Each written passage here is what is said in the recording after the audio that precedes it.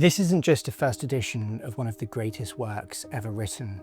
Every single piece of type inside it was set by hand by one of the greatest ever novelists. So let me tell you its story. In February 1921, the poet T.S. Eliot began work on a poem initially titled He Do the Police in Different Voices, and soon it became clear this would be his longest and most complex work yet. The next month he was at the theatre with Virginia Woolf, who turned to him and said, "We're not as good as Keats," to which Eliot replied, "We are.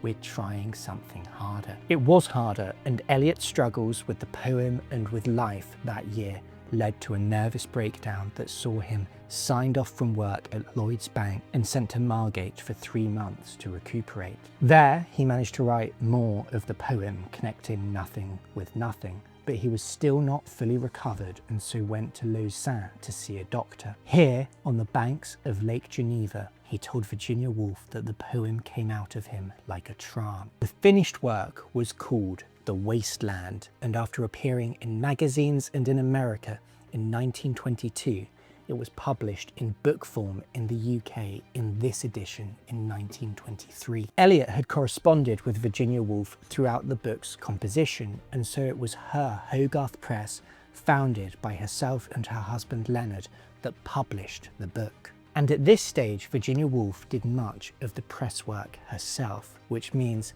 when we're looking at this, we're not just looking at a first edition, one of 460 copies printed, of one of the greatest poems of the 20th century.